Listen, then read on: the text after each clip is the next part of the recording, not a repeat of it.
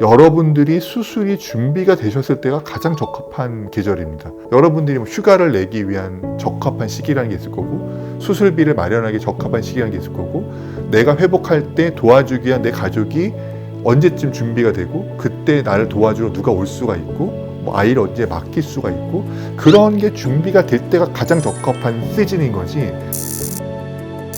안녕하세요. 가슴 수술의 진심인 성형외과 전문의 최규진입니다. 오늘은 수술하기 좋은 계절은 언제냐라는 주제로 말씀드려볼까 합니다. 가슴 축소나 거상 수술 고민하시는 분들 보면 어느 계절에 해야 할까요? 질문을 정말 많이 하시잖아요. 실제로 수술하기 좋은 계절이 있나요?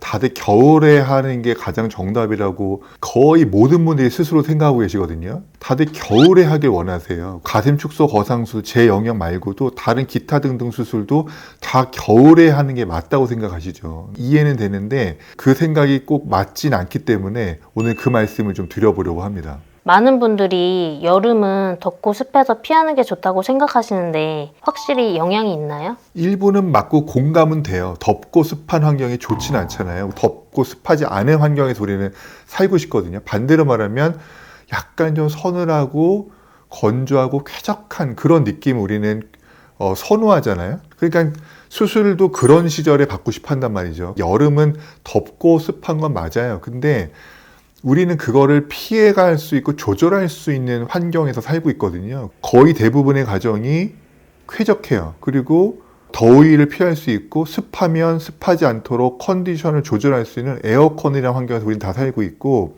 그러니까는 덥고 습함은 안 좋은 건 맞지만 그걸 우리는 얼마든지 컨트롤할 수 있는 환경에 살기 때문에 그게 큰 영향을 주지 않는다라고 늘 전 말씀드리고 있습니다. 그리고 여러분들은 막 여름에 땀이 나고 습하면은 상처 부위가 짓무르고 안 나물까봐 걱정을 하셔서 춥고 건조한 겨울을 선호하신 것 같거든요. 근데 그게 전혀 그렇지 않고, 여름도 통풍이 잘 되게, 통풍은 문만 잘 열어놔도 통풍이 되는 거고, 안 되면 선풍기라도 틀면 통풍은 되는 거거든요. 짓물이 나는 거는 그런 통풍의 문제라기보다는 여러분이 갖고 있는 피부가 예민해서 테이프에 대한 알러지가 있는 경우가 대부분의 원인이거든요. 그런 경우라면 가을이든 봄이든 겨울이든 어떤 계절에 하든지 짓무릅니다. 왜냐하면 그거는 테이프라는 내 몸이 견딜 수 없는 자극이 붙었을 때 그거에 대한 반발로 짓물과 알러지 반응, 발진 이런 게 생기는 거기 때문에 계절과 상관없어요. 그거는. 그리고 상처가 벌어지는 문제도 특히 저 같은 경우는 더 이상 더 완벽하게 꼬맬 수 있는 여지가 없을 만큼 아주 공을 들여서 매우 꼼꼼하게 꼬매는데, 그건 봉합의 문제가 아니거든요. 여러분께서 자꾸 제가 주의사항을 드려도 잊으시고 집에 가셔서는 안 아프고 기분이 좋고 큰 숙제를 던 것 같고 가슴이 확 작아져 있으니까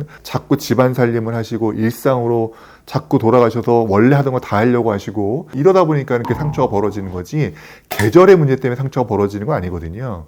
모든 계절에 너무나 많은 환자를 수술해보고 오랜 세월을 겪어왔기 때문에 계절 차이가 아니라는 건 제가 아주 확실하게 알고 있습니다. 원장님, 여름에는 에어컨을 틀고 수술하는 게 걱정이 된다고 하시는 분들도 계시거든요. 그런 걱정까지 하시는 분은 굉장히 좀 전문적인 영역까지 들어오신 건데, 의사들끼리 모여서 공부하고 논문을 막 서로 발표하고 그 논문에서 토론하고 이런 모임이 있는데, 거기서 제가 선정해서 발표했던 주제가 과연 어떤 계절에 수술하는 게 컴플리케이션이 가장 적은가, 이런 거를 해외 어떤 의사가 논문을 발표했더라고요. 근데 그 논문도 여름이 좀 유의미하게 컴플리케이션이 늘어난 것 같다라고 해서 그 논문에서는 여름은 서저리 시즌이 아니고 바캉스 시즌이다, 이런 표현을 써가면서 여름은 좀 피하는 게 어떠냐 이런 제시를 하고, 그 원인으로서는 이 사람도 명확하게 밝혀내지 못하는데 아마도 에어컨을 켜야 되는 환경에서 수술하는 게 원인이 아닐까. 근데 그 에어컨이 관리가 잘 안 돼 있으면 거기서 감염의 원인이 생긴 게 아닐까라고 추정하는,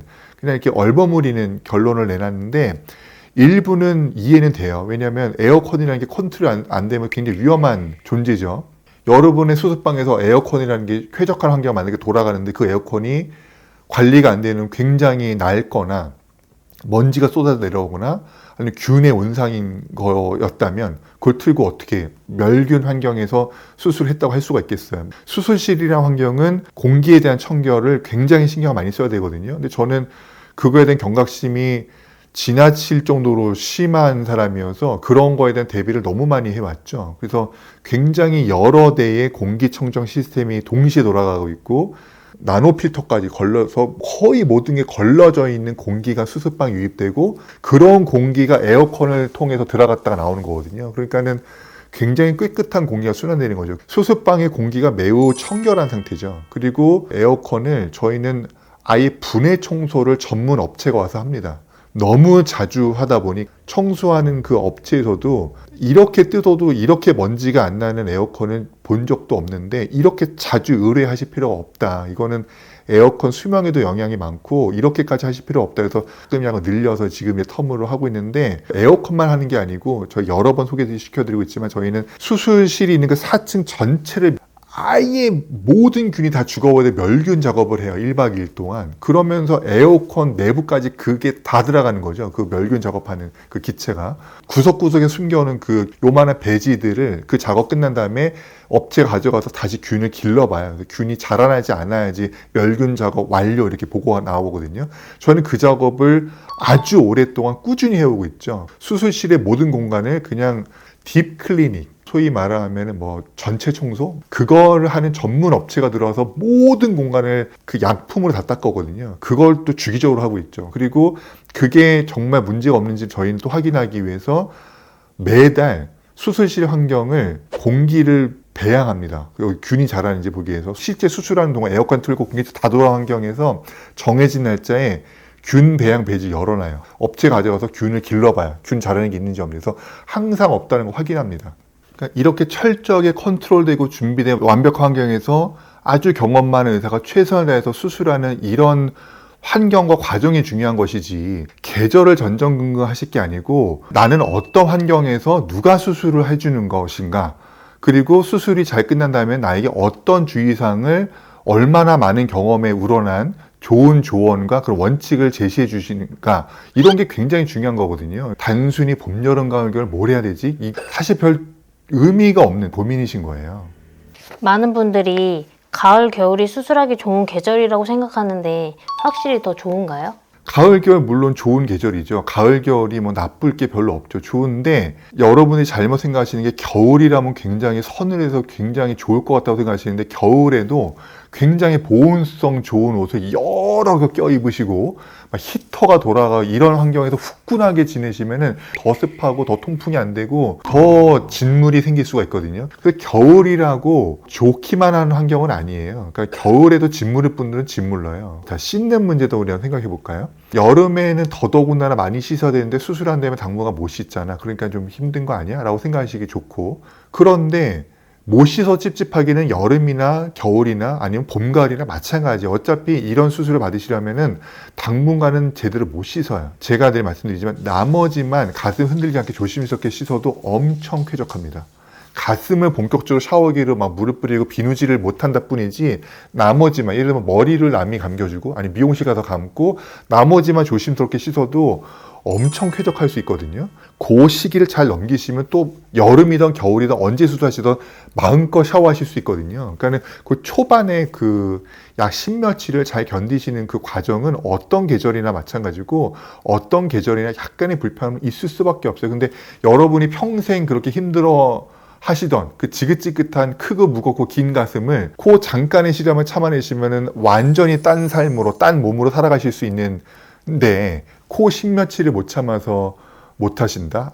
그건 좀 안타깝다고 생각합니다.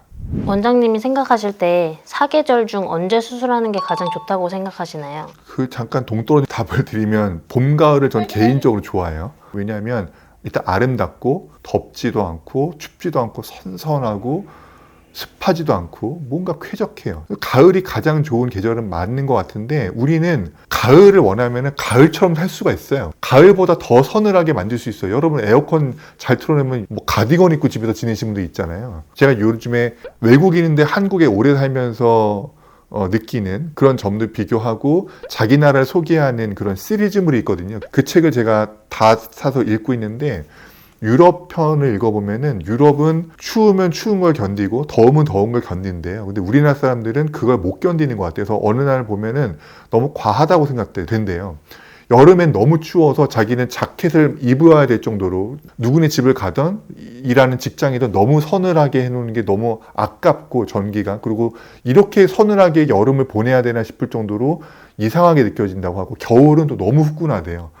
집을 너무 난방을 잘 해놓고 온 가족이 막 반바지 반팔 입고 사는데 이게 너무 과하다는 거죠. 그 유럽 사람 입장에서는. 그만큼 우리는 우리 환경을 너무나 잘 컨트롤할 수 있어요. 그리고 우리나라 이 전자장비 이런 게 너무 최첨단이기 때문에 얼마든지 한여름에 가을처럼 사실 수 있고요. 그래서 결론은 여러분들이 수술이 준비가 되셨을 때가 가장 적합한 계절입니다. 여러분들이 뭐 휴가를 내기 위한 적합한 시기라는 게 있을 거고, 수술비를 마련하기 적합한 시기라는 게 있을 거고, 내가 회복할 때 도와주기 위한 내 가족이 언제쯤 준비가 되고, 그때 나를 도와주러 누가 올 수가 있고, 뭐 아이를 언제 맡길 수가 있고, 그런 게 준비가 될 때가 가장 적합한 시즌인 거지, 봄, 여름, 가을, 겨울에 온도, 습도 뭐 이런 거 생각하실 게 아니에요. 레디, 이제 액션 시작할 수 있을 때가 가장 적합한 시즌인 겁니다. 내년 여름에 바닷가에서 수영복을 당당하게 입고 싶다면 늦어도 몇 월에는 수술을 끝내야 하나요? 일단 3개월이 넘어가야지 자유로워진다고 제가 말씀드리잖아요. 뭐 바캉스 시즌이고 어디 바다로 가서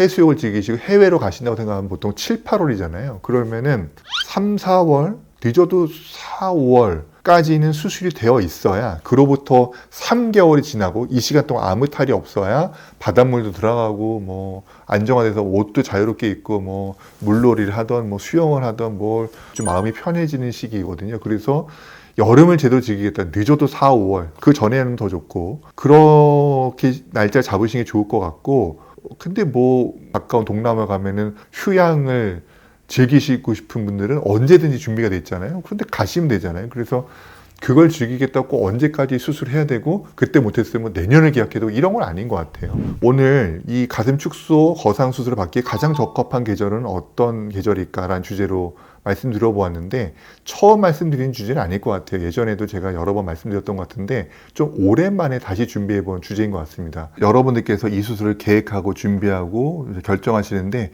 도움이 되셨기를 바라고, 오늘 영상도 잘 시청해 주셔서 감사합니다.